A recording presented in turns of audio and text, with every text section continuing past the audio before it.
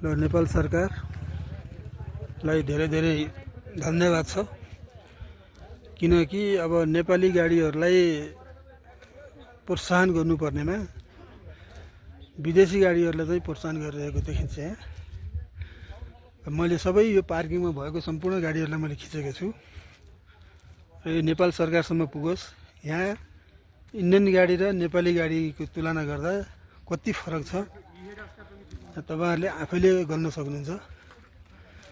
मैले सबै चाहिँ भिडियो बनाएको छु र यो चाहिँ राज्यसम्म पुगोस् र यसको लागि चाहिँ के गर्नुपर्छ भन्ने कुरा चाहिँ अलिकति निर्णय कुराहरु चाहिँ गर्नुपर्ने देखिन्छ र हाम्रो सम्पूर्ण पर्यटन साथीहरु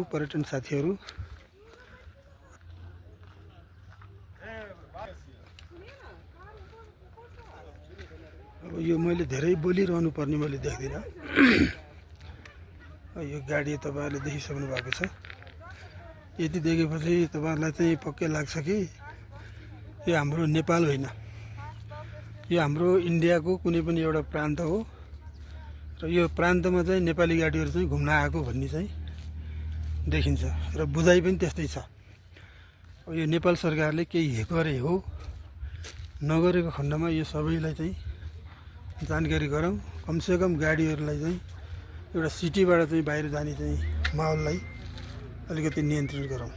धन्यवाद।